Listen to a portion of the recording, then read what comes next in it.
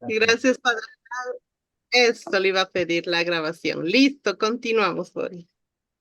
Bueno, amigas, amigos, un gusto poder compartir con ustedes una horita, un tiempito fuerte, e importante para reflexionar sobre temas que nos ocupan a nuestra fe y a nuestro diálogo con nosotros, porque la fe tiene que ser compartida.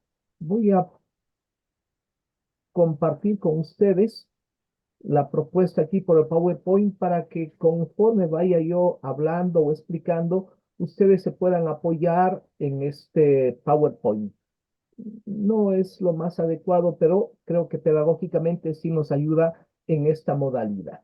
Entonces, como se ha anunciado también a través de esta comunidad que significa los espacios de los días domingos del Verbo Divino, voy a compartir con ustedes interculturalidad y ecumenismo.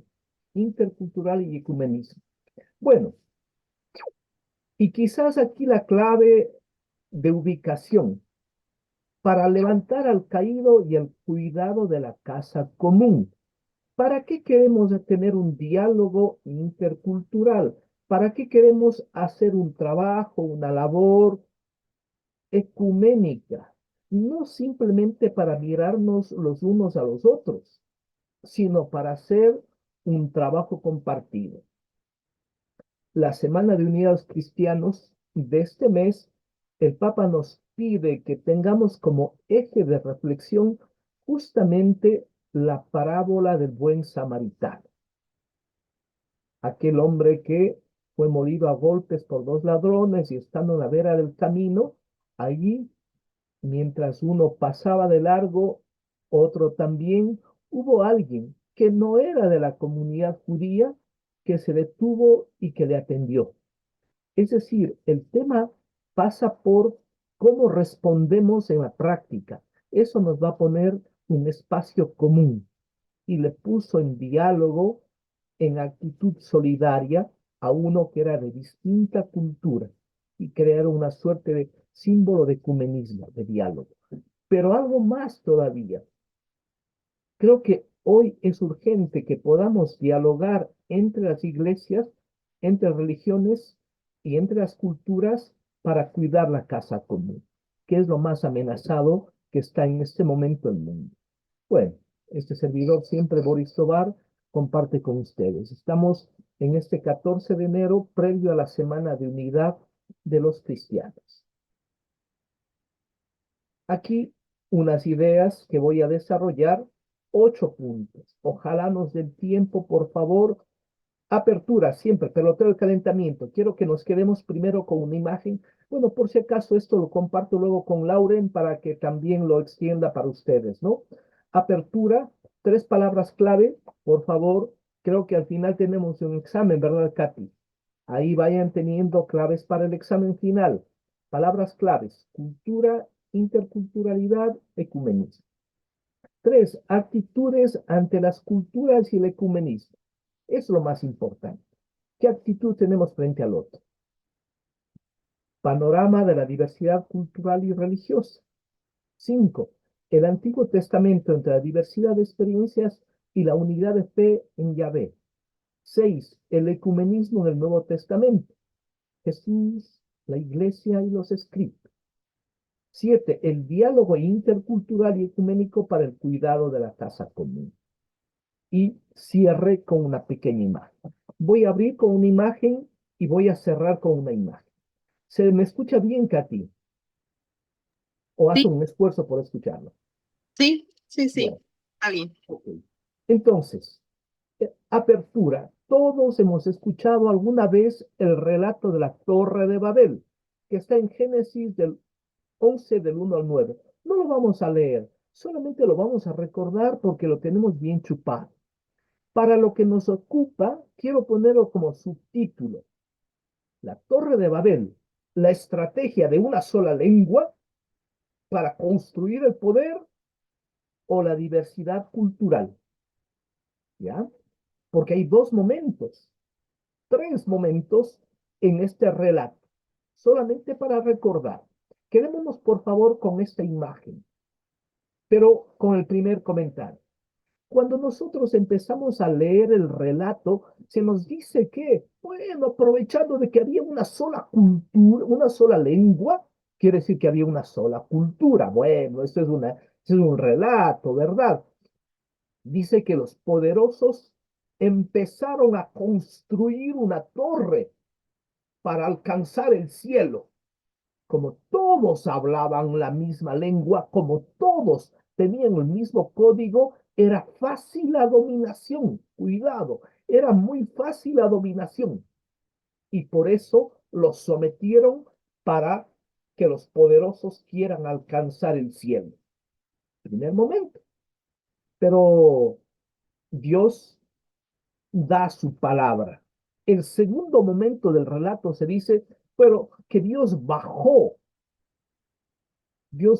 a la tierra, perdón, que Dios baja a la tierra y destruye la torre, dispersa a las personas por medio de la diversidad de lenguas.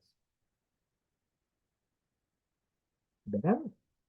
Mientras que los seres humanos quieren ser como Dios, no, Dios baja y dice, ese proyecto de querer ser como Dios es una idolatría y por eso dispersa a las personas y y diríamos, genera una diversidad de lenguas. La diversidad entonces pasa a ser un elemento valioso para evitar la tentación de quienes tienen el control y el poder. El tercer momento, Dios multiplica las lenguas, diversidad cultural. En el mundo, amigos, en el mundo, el día de hoy hay más de 7.000 lenguas, más de 7.000 lenguas a través de las cuales podemos decir te amo, te quiero, tierra, sol, agua, luna. Eso no es un problema, eso no es un problema, es una gran virtud. En este mismo momento hay millones de personas que están comiendo, pero unos están comiendo desde la cultura dominante, quizás la hamburguesa, la pizza, o otros desde la comunidad y la tradición están comiendo maíz, están comiendo verde o están comiendo arroz. La diversidad. La diversidad es una bendición para evitar, ojo, para evitar el dominio de los poderosos. Y un cuarto momento, ¿se narra un cuarto momento en el relato? Pues no hay un cuarto momento. Diríamos que ese cuarto momento, que lo vamos a llamar de la interculturalidad, es decir, del diálogo entre culturas, es Pentecostés. Pero eso ya después de la muerte y de la resurrección de Jesús. Porque recuerden que en Pentecostés cada uno hablaba su propia lengua, quiere decir, hacía parte de la comunidad cristiana hablando su propia lengua, pero todos entendían lo que decían y tenían capacidad de convivir en la unidad y en la pluralidad. Unidad en el espíritu, pluralidad cultural. Ajá. Bueno, quedémonos por favor con la primera imagen, la Torre de Babel. La Torre de Babel. Y quizás lo vamos a dar como tres momentos. No a la unidad, no a la uniformidad, sí a la diversidad. Pero no solamente a la diversidad que nos haga extraños culturales. Ojo, no a la diversidad que nos haga extraños culturales. Tu cultura no entiendo, tu cultura no la entiendo, entonces vamos a vivir de espaldas cada uno. No, en Pentecostés va a darse la experiencia de diálogo intercultural, mirarnos para caminar juntos, para trabajar juntos. Bueno, el segundo punto, tres palabras clave: cultura, interculturalidad y ecumenismo. A ver, en primera instancia, quiero que ustedes miren estas imágenes. Por mala suerte no voy a seguir utilizando imágenes, pero quédense con estas imágenes, por favor. ¿Ya? Y con un preludio. La realidad se mira desde el espejo de la cultura. La realidad se mira desde el espejo de la cultura. Quiere decir que yo, Boris Tobar, cuando miro la realidad, estoy mirando desde la cultura ecuatoriana, mestiza, desde una cultura urbana que mira el mundo. Pero fíjense, amigos, aquí es una imagen de una carpa. Hasta el día de hoy, amigos, hasta el día de hoy existen pueblos seminómadas que están por ahí en Asia Central, que viven en carpas y cuidan animales. Y cuando se acaba el poco pasto que está junto al río, van y continúan camino. Son pueblos seminómadas, ¿ya? Recuerdan la historia de Abraham, por eso me estoy inspirando allí. Pero hasta el día de hoy hay miles, millones de seres humanos que viven de ese modo. Es un modelo cultural. Pero hay otro modo cultural y que es el modelo agrario. Es el mejor ejemplo para decir, aquí estas personas están juntos y están trabajando en la tierra. Modelo agrario. Oh, aquí estamos también en una cultura, pero como ven es una cultura religiosa. Acá la cultura moderna, tan acelerada, ¿verdad? Que nos da estrés con los grandes edificios y el anonimato. O en este momento la cultura tecnocientífica, la cultura en red. Estamos en la sociedad del conocimiento. Miren la magia de este tipo cultural, que hay gente que está en Argentina, que está en Colombia, en México o Estados Unidos y en las distintas partes de Ecuador y estamos unidos, estamos unidos. Bueno, a ver, cultura, no es definición todavía, es pelotón del calentamiento. Hay una palabrita latina para quien quiera profundizar que se llama cólere. Y cólere se traduce por cultivar, se traduce por cuidado. Eso significa cultura, cultivar o cuidar. Pero cuidado, amigos, la mejor forma de entender la cultura es la agricultura. La agricultura, porque representa dos modos. Primero, el cultivo de la tierra. Mire cómo estos seres humanos que están a la izquierda de cultura agrícola están trabajando en y sobre la tierra, sobre la Pachamama, dirían ellos, ¿verdad? Pero no solamente es que trabajan, cultivan la tierra, sino que también dan culto. Por eso, como dar culto ritual a la tierra. Miren, claro, quizás la mayoría de nosotros vivimos en el mundo urbano y que hemos hecho una ruptura con el mundo cultural agrícola. Pero yo recuerdo cuando niño, en las parroquias campesinas, en las parroquias campesinas de la provincia de la Suay, la gente llegaba al templo y ponía unas funditas de maíz, unas funditas de frijol, o ponía un trocito de lana de borrego y colgaba en el templo. ¿Por qué? Porque ellos entienden la cultura agrícola, entiende que no solamente hay que trabajar sobre la tierra, sino que hay que dar culto, hay que rendir culto a las fuentes de vida, más aún a quién es la vida. Por eso los templos se cultiva y se da culto a Dios a través de la tierra o al sol o a la luna. Y luego vamos a ver como el cuidado del interior de la persona. Por eso dicen que hay que cultivarse, pero paciencia, esa es una explicación también. Dicen que usted es una persona culta. Bueno, todos los pueblos tenemos cultura, pero cuando dice usted es una persona culta es porque se ha cultivado, porque ha escuchado, porque conoce, porque ha leído, se ha cultivado interiormente. Quedémonos, por favor, con un concepto, de la imagen al concepto.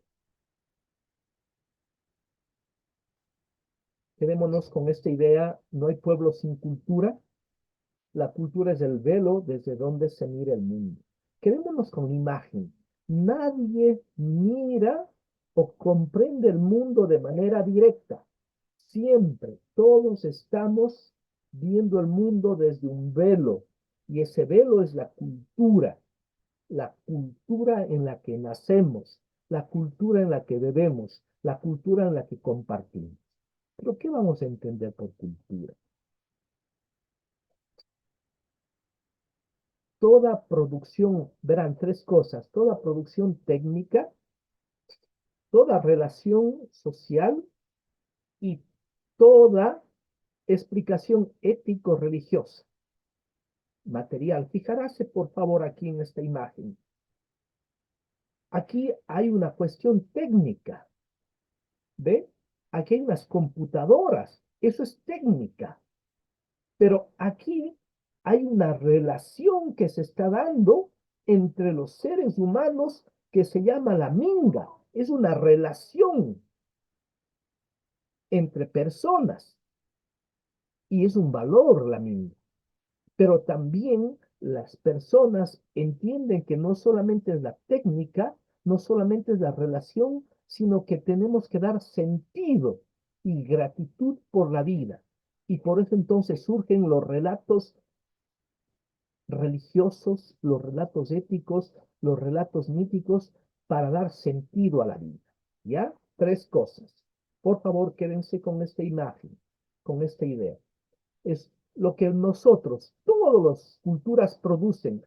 Técnica, el hacha de piedra, y es una técnica, pero había una familia que vivía en una relación padre, mamá, hijo. Esto es una relación social, pero también daban culto a la naturaleza, al sol, a la laguna. Pero la cultura, toda cultura es heredada.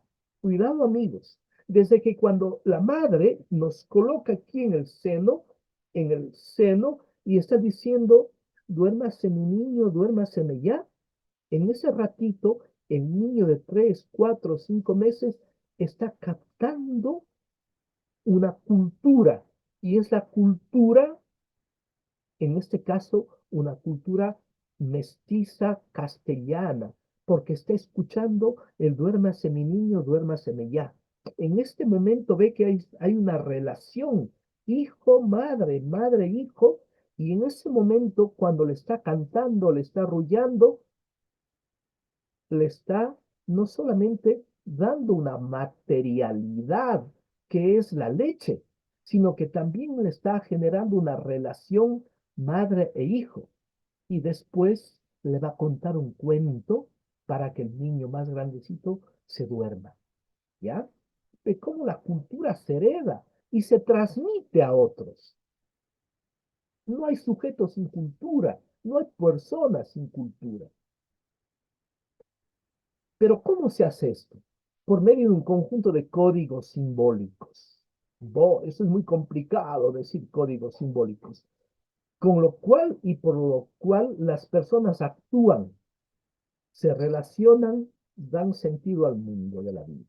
Verán, cuando yo estoy hablando, estoy generando una comunicación con ustedes. Eso es un código, el código. Fíjese si en este momento alguien desde Estados Unidos nos empezaría a hablar en inglés, solamente muy poquita gente va a entender, porque no tenemos el común, el código común. ¿Y qué también estará diciendo? ¿Verdad?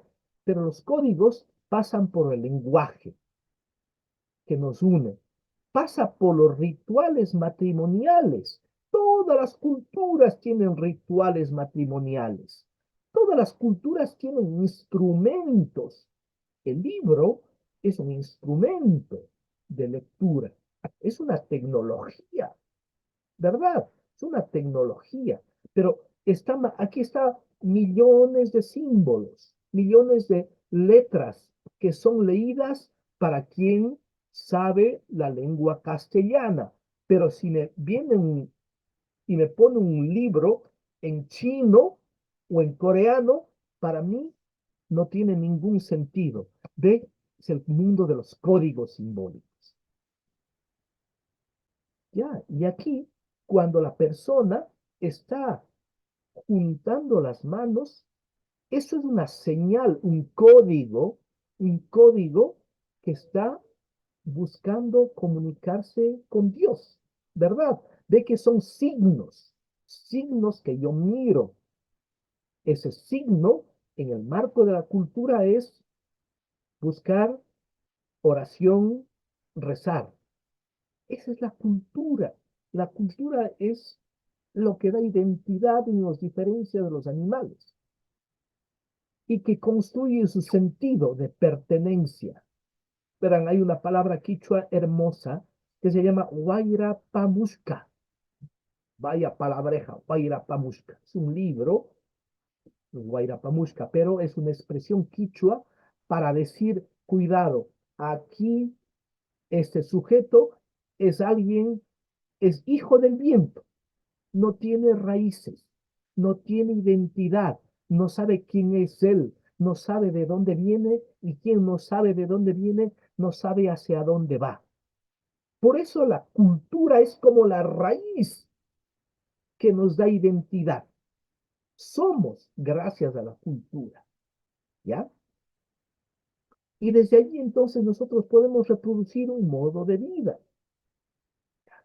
Hay culturas más complicadas, como las culturas tecnológicas, pero también hay culturas simples, como las culturas agrarias o como las culturas amazónicas, que son simples. En cambio, la interculturalidad, ¿verdad? Estoy en los conceptos. La inter, lo que está entre, el intermedio, lo que está, inter significa lo que está en medio de. La interculturalidad es una actitud y una práctica, subrayo práctica de intercambio entre personas y grupos culturalmente diversos que en condiciones de igualdad comparten saberes. Lo que yo conozco sobre el modo de preparar el arroz, comparto con otro y el otro me va a compartir el modo de preparar la harina, el trigo, conocimientos, valores. Ah, dice, no, mira, aquí cuando uno llega a la cultura, lo primero que llega a una casa, lo primero que hace es saludar, porque quien entra tiene que saludar. Ese es un valor, el reconocimiento del otro. Pero se conservan tradiciones, porque las tradiciones son lo que nos da identidad, lógicas, formas de conocer. Hay formas de conocer más filosófico, científico o cotidiano. Eso se comparte y eso es la riqueza. Pero ¿para qué queremos compartir? En perspectiva de propiciar el respeto a las culturas. Voy a explicar esto más. El respeto entre las culturas. Miren amigos, hasta el día de hoy prácticamente vivimos una suerte de siempre eliminación de la cultura del otro, porque creo que mi cultura es la mejor y quiero aplastar a la otra cultura. Pero queremos respetarnos, fortalecer identidades colectivas y construir espacios inter, quédense con esta expresión, espacios intersociales y plurales. A ver, quizás para la vida cotidiana, el espacio intercultural más importante que tenían los pueblos y que tenemos los pueblos hoy es el mercado, la plaza, el tiangués, ¿verdad? El, la placita es cuando usted tiene algún producto, mercado, tiene algún producto y saca. Y alguna vez dice, ¿qué es esto? Ah, pues esto es la chira. Alguien conoce la chira y la chira sirve para esto, para lo otro. Y el mercado es el espacio intercultural, porque allí se ponen en diálogo distintos modos de alimentarnos y que nos vamos compartiendo.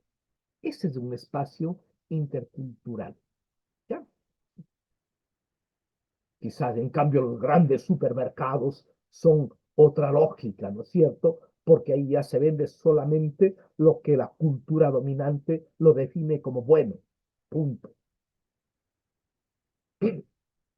Tenemos que construir espacios intersociales y plurales como la mejor forma de garantizar la permanencia de lo común y lo diverso. Única forma de que la vida ampliada pueda continuar en el planeta. Y aquí estoy diciendo cosas serias, amigos. Pero en el fondo, nosotros tenemos que garantizar que exista lo uno y lo múltiple, ¿verdad? Que exista lo plural y lo uno y lo múltiple. Eso es una discusión filosófica muy complicada, pero es básico.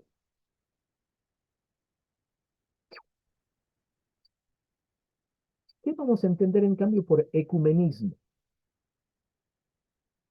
Por ecumenismo, aquí estoy citando simplemente el documento del Concilio Vaticano II sobre el ecumenismo. Por ecumenismo se entiende el movimiento surgido por la gracia del Espíritu Santo. Así nos dice el documento, este Unitatis Reintegratio, es decir, trabajar por reintegrar la unidad. Es un movimiento, cuidado, es un movimiento, no es una teoría, verán, no es una teoría, movimiento, es una acción que surge por gracia del Espíritu Santo para restablecer la unidad de todos los cristianos. Participan en él los que invocan al Dios uno y trino y confiesan que Jesús es el Señor y Salvador. Porque casi todos suspiran por una iglesia única y visible, que sea verdaderamente universal y enviada a todo el mundo para que el mundo se convierta al Evangelio y se salve para la gloria de Dios. ¿Ya? Cuidado, es una tarea en la que tenemos que estar trabajando todos quienes confesamos al Dios Trinitario, que nos confesamos Padre, Hijo y Espíritu Santo, el Dios Trinitario, que se ha revelado en Jesucristo, nuestro Señor. ¿Ya? Tres palabras claves. Está complicado, ¿verdad? Cultura, interculturalidad, ecumenismo. Tenemos que hacer el esfuerzo también de dar signos de unidad en medio de la diversidad que significa la tradición cristiana. Bueno, por si acaso, el padre Watson, que era un protestante que se convirtió al catolicismo, él fundó el octavario por la unidad de los cristianos. Dijo, no podemos seguir siendo protestantes y católicos como dándonos las espaldas. Tenemos que generar un diálogo para mirarnos mutuamente y crear el espacio común. Este espacio común lo vamos a llamar ecumenismo, pero voy a explicar luego qué significa la palabra ecumenismo. Bueno, respiremos por favor un poquito más. Vamos a recordar tres símbolos y hago una pausa, ¿ya?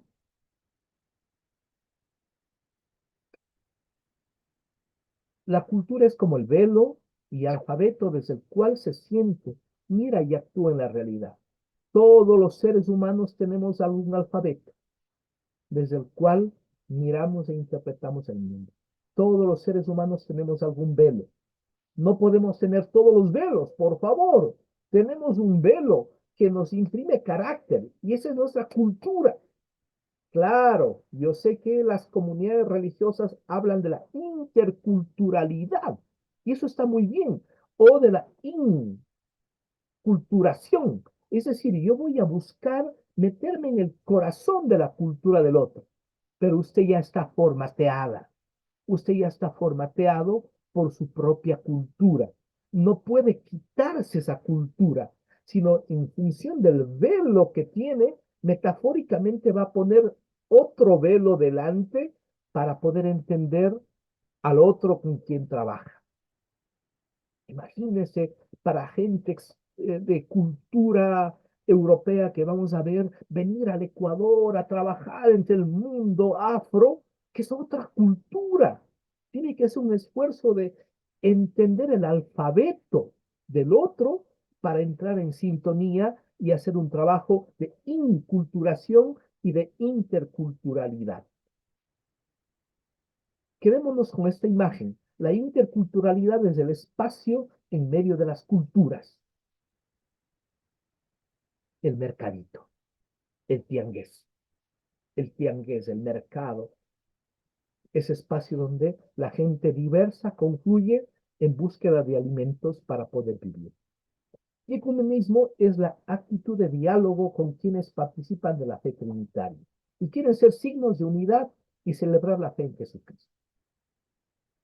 Tres cosas. Quisiera que por favor, si ustedes tienen algún comentario, lo vayan haciendo en el chat y a ver si Katy lo va recuperando, por favor, y podemos generar algo de comunicación, de intercambio. Pero por ahora quisiera seguir para consolidar una exposición más o menos sostenida.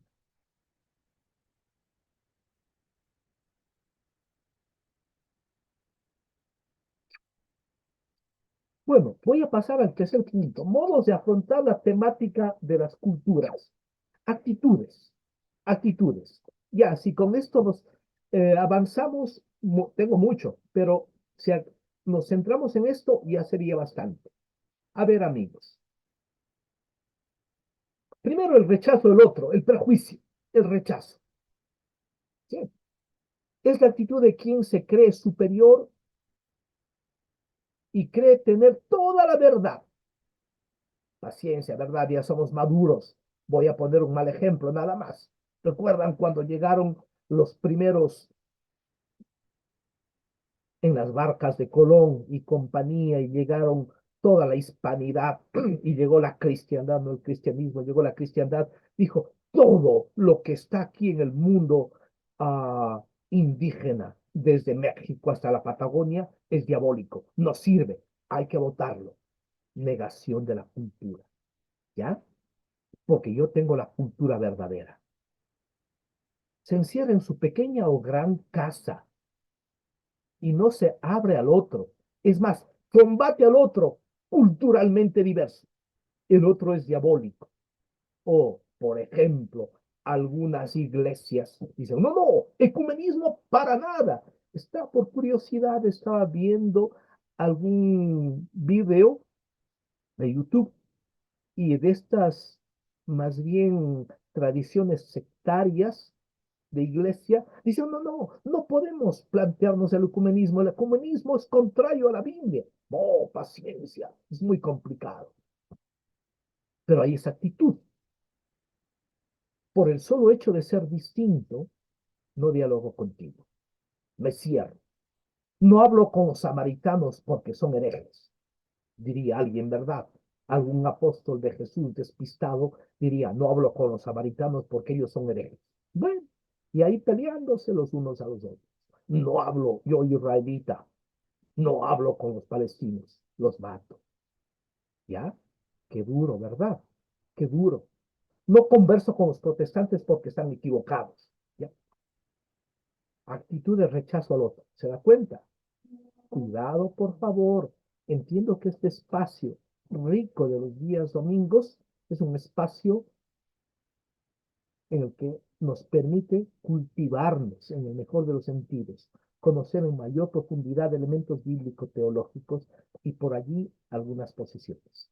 Segundo, de miedo a perder sus valores culturales o la fe. Es la actitud de quien vive en la burbuja cultural o religiosa. Considera que su cultura es la mejor, pero teme el dialogar con el otro, porque puede ser cuestionado en sus valores o experiencias de fe. Por ello, la actitud es encerrarse sobre sí mismo. Dice, no, no, no, yo no voy a participar de encuentros ecuménicos porque me van a confundir. La ciencia, ¿verdad? Eso señala, eso nos expresa que todavía le falta hacer un proceso de madurez de su fe. A mí no me interesa eso del ecumenismo porque me confunde. Bueno, podemos tener también personas que están con esa actitud, pero no es la mejor. No puede ser el miedo a perder. Si usted dice, perdió alguna vez es porque nunca lo tuvo, ¿ya? Nosotros desde la identidad cultural dialogamos. 3, la apertura desde la superioridad, que a veces tenemos o que está presente en la tradición católica, a veces está presente en la tradición católica cuando quiere trabajar sobre el ecumenismo. Es la actitud de quien se cree superior, pero se baja del pedestal para ayudar al pobrecito que está necesitado o que está en el error. Se reúne con nosotros a quienes considera sustancialmente inferiores o equívocos, con la intención de que el considerado inferior cultural asuma la cultura superior, o a quienes se han separado de la fe verdadera vuelvan a la iglesia que tiene la verdad completa. ¿Ya? Nosotros estamos en la verdad, voy a conversar con usted para enseñarle la verdad. Converso contigo con intención de que te conviertas a la fe verdadera. Bueno, complicado. Esas lógicas de superioridad. Cuarta actitud, la apertura según el grado de identidad cultural o teológica. Aquí vienen elementos más complicados. Es la actitud de apertura selectiva con quienes son culturalmente parecidos. Por ejemplo, apertura a quienes son blancos y cristianos. No avisarán, pero el mundo europeo tiene apertura a todos los que son de tradición, primero que son medio blanquitos, segundo que tienen la tradición cristiana. Bueno, para ellos les abre fuentes para acogerlos, etcétera. Pero ¿quién a lo mejor es africano? Rechazado. A lo mejor le viene de Medio Oriente, rechazado. Cuidado. En el campo ecuménico se abre al diálogo con quienes más sacramentos se tienen en común. Dice, sí, bueno, con la iglesia anglicana tenemos casi todos los sacramentos. No tienen diríamos, el respeto o la organización de reconocimiento por el Papa, pero podemos dialogar con ellos, con otros no. Sí. Porque la lógica sería a más sacramentos que tenga la otra iglesia, más cercanía para encuentros ecuménicos. Bueno, también hay esa lógica, ese modo de buscar tener encuentros o diálogos ecuménicos o culturales también. Quinto, apertura ecuménica desde el núcleo de la identidad cristiana compartida. Por aquí están las respuestas más maduras desde la fe, vamos a decir. Esta actitud de quién es la actitud de quienes saben su identidad y el valor de ella. Usted que conoce la identidad central y valora su cultura, pero reconoce que al interior de la fe en Jesucristo existen diversas formas de organización eclesial y de celebración de la fe. ¿Ya? Diversas formas de organización eclesial, unas más jerárquicas, otras más democráticas, otras intermedias. Pero asume el imperativo ético, es la actitud de quien dice, caramba, debemos realizar el sueño de Jesús que nos dejó en San Juan, una suerte de testamento, que todos sean uno como tú y yo somos uno. ¿Ya? Lograr una unidad. Cuidado, esto no es apostar por la uniformidad. No es, unidad no significa uniformidad o el retorno nostálgico a una unidad anterior, que por cierto nunca existió, sino el reconocimiento de la diversidad histórica y cultural para celebrar la fe compartida. Ya, mirando en perspectiva histórica, tenemos que ser más, diríamos, más realistas y maduros y descubrir que la diversidad, o sea, esta idea de querer ser una iglesia es un proyecto de futuro que ha tenido momentitos simbólicos de unidad, pero que siempre, a través de la historia, por los intereses papas, de emperadores, de reyes, lo que han hecho es separar. Pero la realidad es que hoy hay diversidad de iglesias Y desde allí tenemos que apuntalar una perspectiva de diálogo compartido. Desde el núcleo fundamental de nuestra fe, desde el núcleo trinitario, desde la fe en Jesucristo. Bueno, si habláramos con otras religiones ya sería otra perspectiva. Sería diálogo interreligioso. No solamente diálogo ecuménico, sino diálogo interreligioso. Y eso estamos a otro nivel. La sexta actitud, la sexta actitud, la actitud comprometida con las urgencias. Este es lo que nos propone el Papa Francisco, por si acaso. Para la Semana de Unidad de los Cristianos nos pone como ejemplo la parábola del buen samaritano. Bueno, aquí he puesto tres palabras claves nada más, ¿verdad?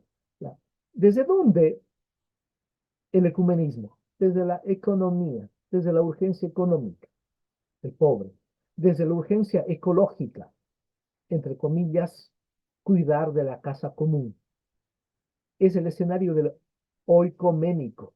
Pongo porque las tres palabras significan casa. Esto es lo hermoso del concepto. Ecuménico, oikos, viene de oikos, casa, pero es la casa compartida en la diversidad. La ecología es la casa, la gran casa natural en la que se habita la casa diversa y la economía, esta búsqueda de producir bienes para poder vivir.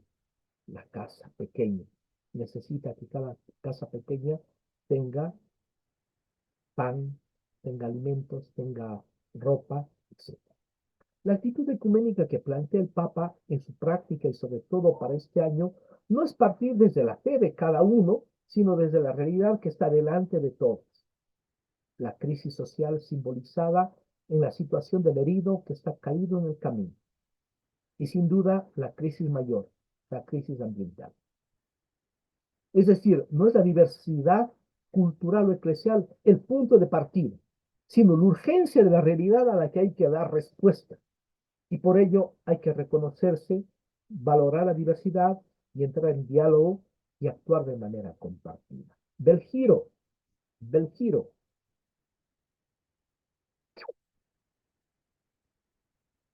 ¿Qué actitud es la pertinente en este momento de la iglesia y del mundo? Para que usted haga una suerte de recapitulación.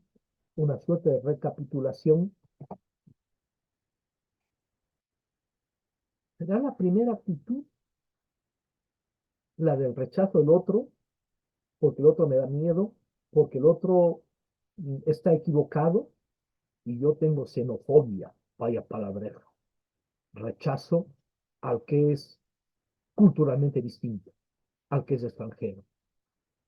La segunda, quizás, la del miedo a perder mis valores culturales.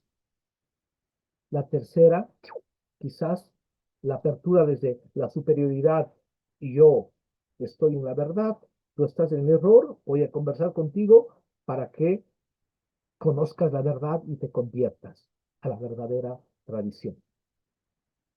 O la cuarta, la apertura según el grado de identidad cultural o teológica, en función de los sacramentos. A más sacramentos, mayor ecumenismo.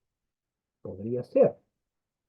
Pero, y si pensamos en la quinta, que es desde el núcleo de identidad cristiana, vamos a buscar el diálogo no para uniformarnos, sino para hacer un trabajo compartido en perspectiva de celebrar la fe en Cristo y también reconocernos como hermanos que queremos ser uno en Cristo. O la sexta, que el tema no es qué fe tienes tú, qué fe tengo yo, sino cuáles son las urgencias que vive el mundo. Y las urgencias nos ponen en común, nos une. La realidad es lo más ecuménico que puede haber porque nos une a las distintas culturas o a las distintas tradiciones religiosas y culturales.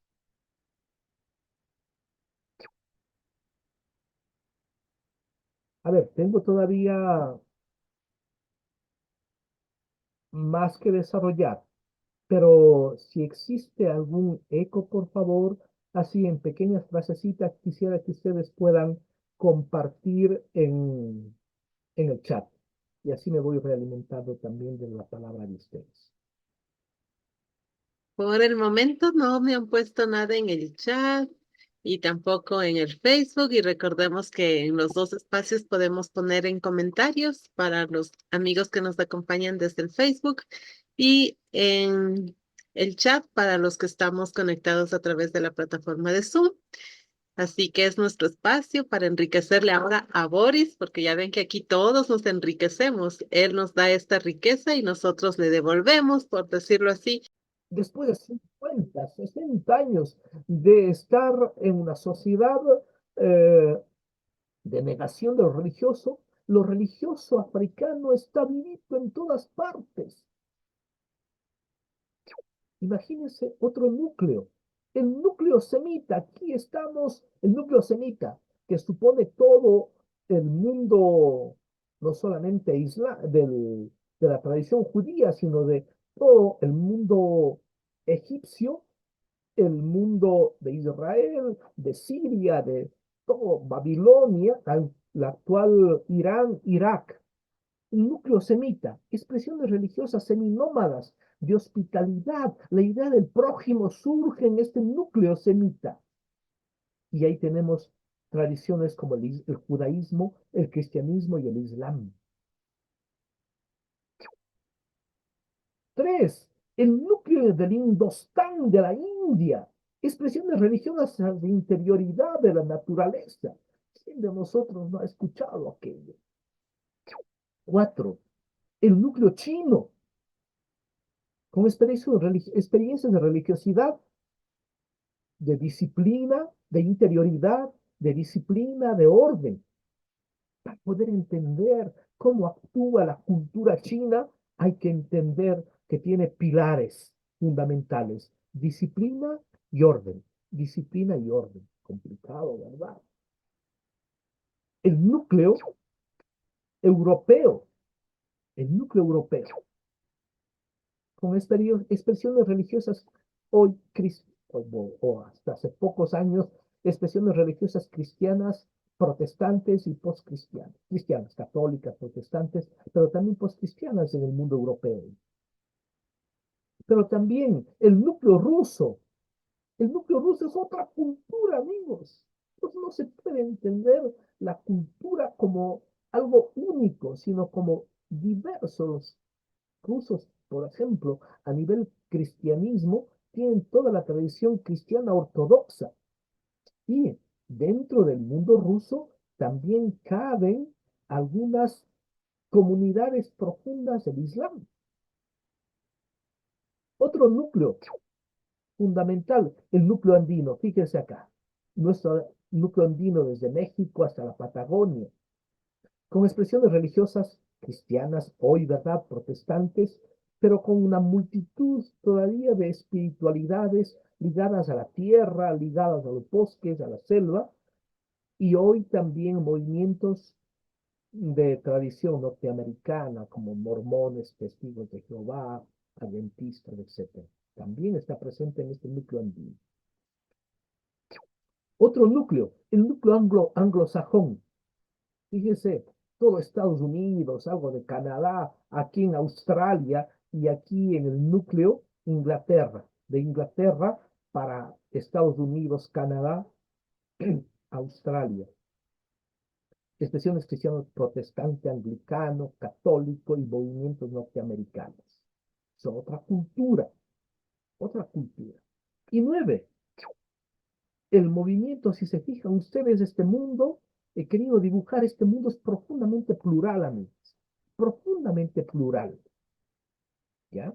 No es uniforme, la tentación es la uniformidad.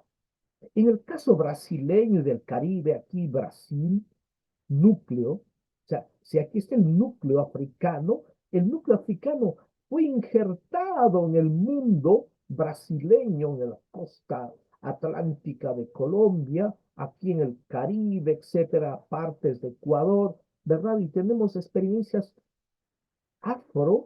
afrocristianas, afrocristianas. No me da el tiempo, pero podríamos comentar la riqueza de esta experiencia afro-brasileña y caribeña, ¿verdad?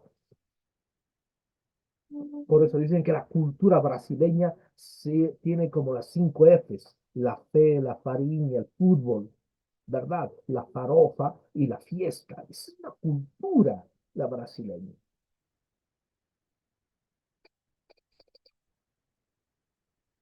A ver, amigos, por tanto, debemos reconocer que el mundo cultural y religioso es diverso, por su lengua, por sus costumbres, geografías que marcan modos de actuar sobre la tierra, las relaciones sociales y la carga de sentido de la vida, pero que está amenazado por dos tentaciones. Cuidado, aquí dos tentaciones.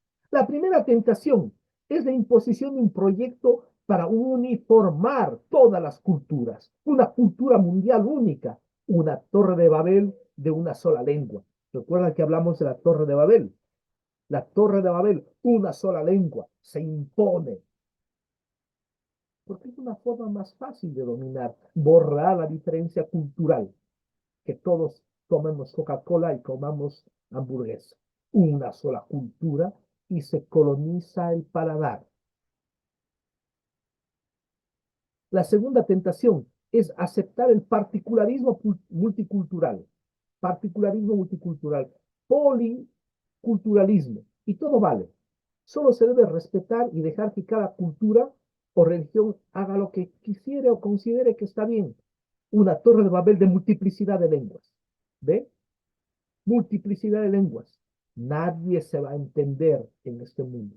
Y justamente frente a los problemas económicos de pobreza, a los problemas económicos de exclusión, ante los problemas ecológicos, urge no darnos las espaldas, sino mirarnos para trabajar de manera interreligiosa, ecuménica en esta línea. Pero son dos tentaciones. Frente a las dos tentaciones, la salida adecuada quizás es justamente el diálogo entre culturas, el ecumenismo y el diálogo interreligioso. Pero el diálogo interreligioso ya es hablar con otros, dialogar con otras religiones que no son del núcleo cristiano. Acuérdense, el ecumenismo es un diálogo con quienes participan en el núcleo cristiano de su fe. Y en cambio, el diálogo interreligioso ya con otras que pueden ser el Islam, que puede ser el hinduismo, el sintoísmo, el taoísmo, etcétera, es un gran diálogo por cuidar el planeta, nuestra casa común.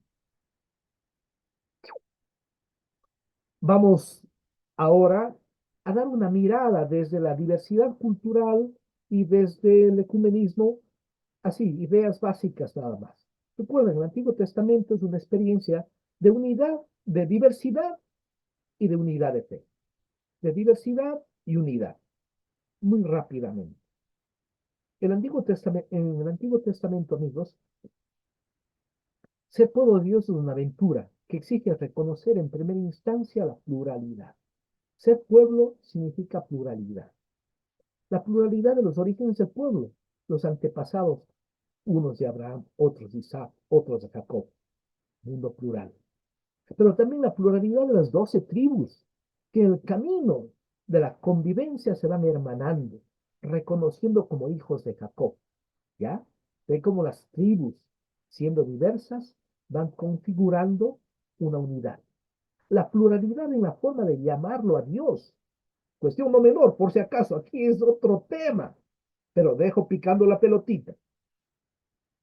Unos lo llamaban el Sadai, el dios de los desiertos o de las montañas. Otros llamaban Dios, Elohim, o Yahvé, o el Señor de los cielos, o Dios. Y desde la diversidad consolidaron una experiencia diversa y única a la vez, una y diversa. Ojo, primera cosa. Segunda idea, unidad de fe.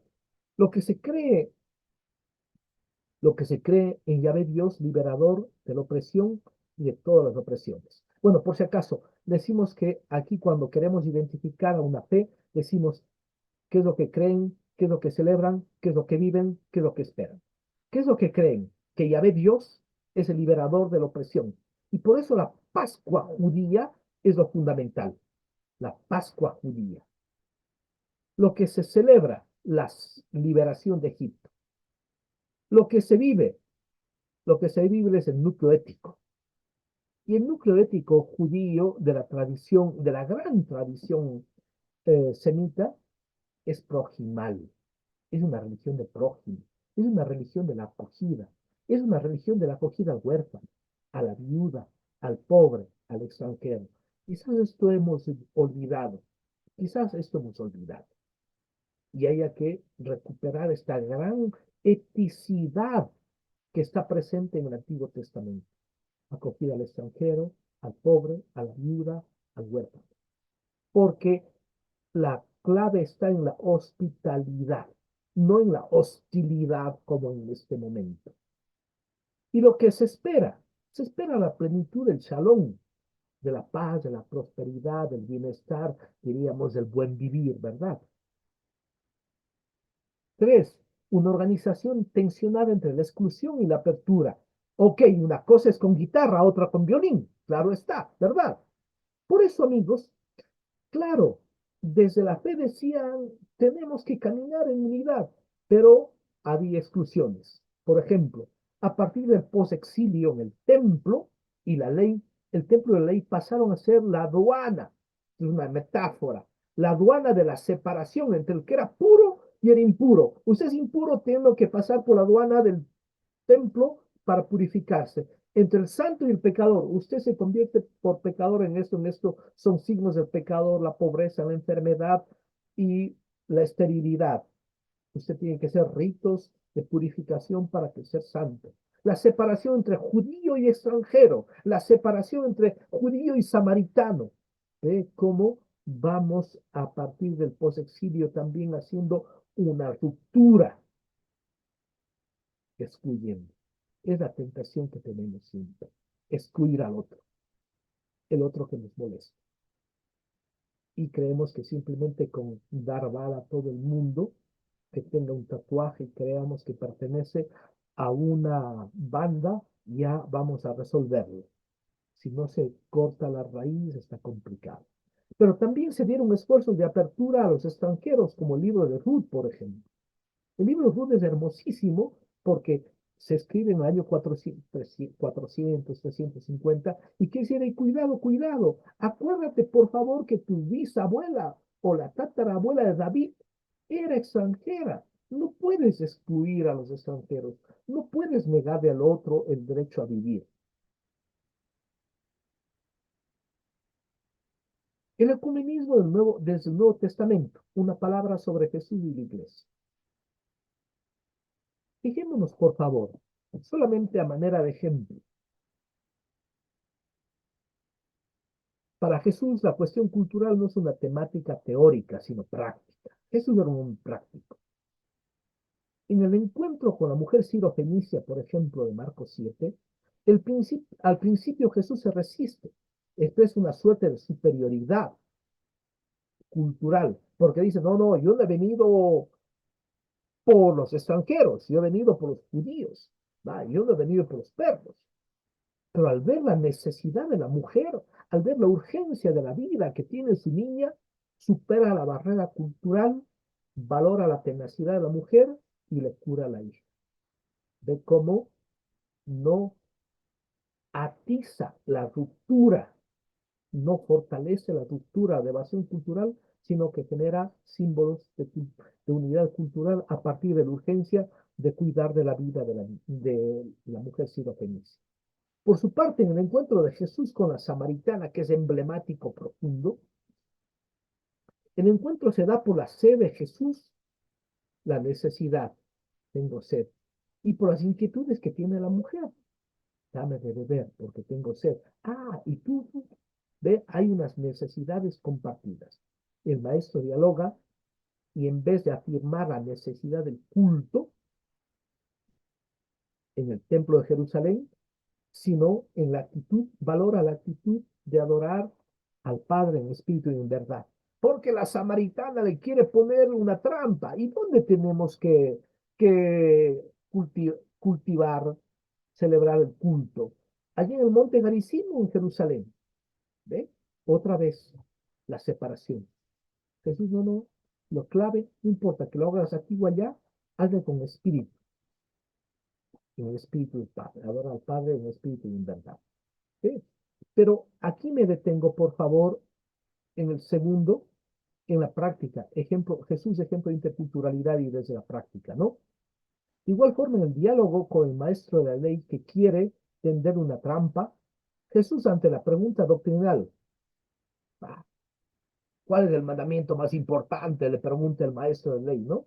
Reorienta la inquietud teórica hacia la práctica y le cuenta una parábola. ¿Cierto? Ante la pregunta de quién es mi prójimo, Jesús hace la parábola del buen samaritano.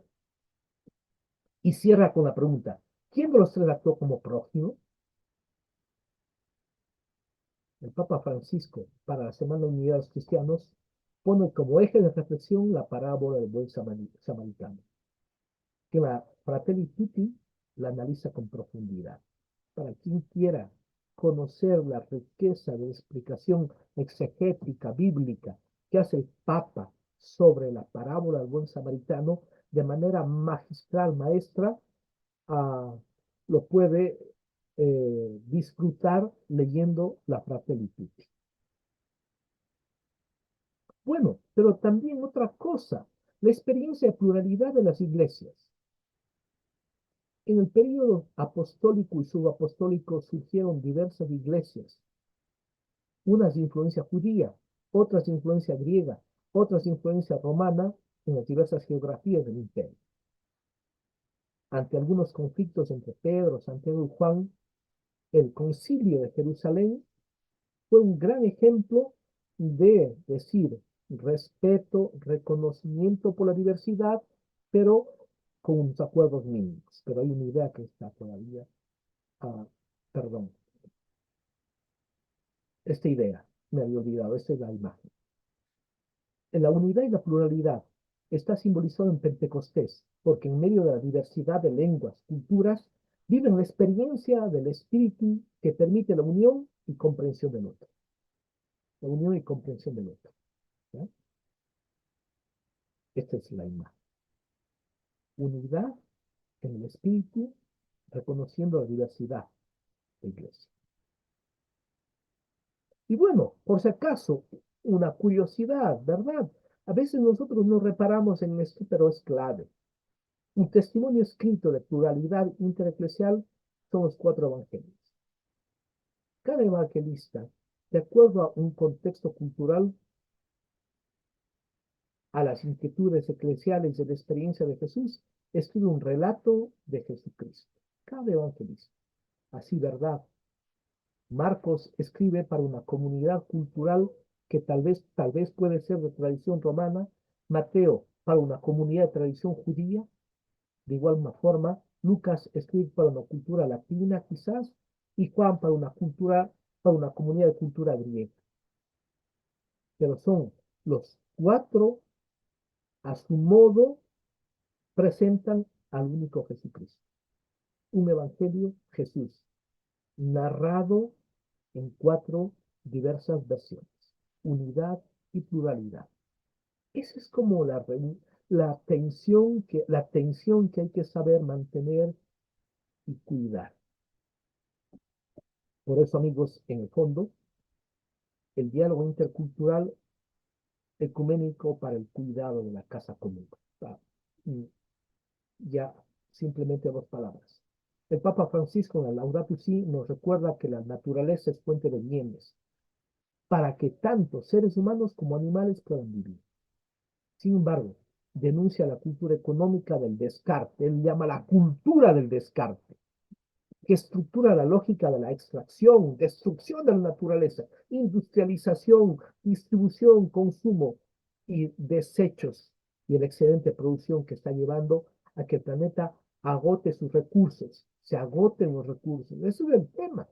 Destruyen los ecosistemas ecológicos y diversos. Es decir, se vive una lógica de producción de bienes de manera infinita, como si no tuviera límites el planeta. Pero el planeta es limitado. ¿Sí? Ese es el problema. Tenemos un planeta limitado, finito, pero que hay una compulsión, una cultura del consumo que cree que es infinito, pero va a terminar destruyendo el planeta. El mismo planeta se está convirtiendo en basurero de los desechos industriales que se depositan diariamente. Más aún, se están agotando los recursos naturales para que tanto seres humanos como diversas formas de vida se puedan mantener de manera indefinida. Por eso, termino, a mayor diversidad cultural, a mayor diversidad alimentaria, a mayor diversidad de vestimentas, modos de vivir, a mayor cultura, mayor posibilidad de conservación de la casa común. Y a menor diversidad cultural y ecuménica, mayor peligro de extinción del planeta. Y mayor peligro de querernos encerrar en nuestra propia religión, en nuestra propia cultura, haciendo oídos sordos a la palabra que venga del otro. Complicado, ¿verdad? Complicado. Uno de mis estudiantes hizo esta imagen para representar la interculturalidad. Bueno, complicado, ha sido larga esta exposición, espero no haberlo aburrido, por favor, saque usted sus conclusiones, si hay tiempo para preguntas, con muchísimo gusto, a la orden.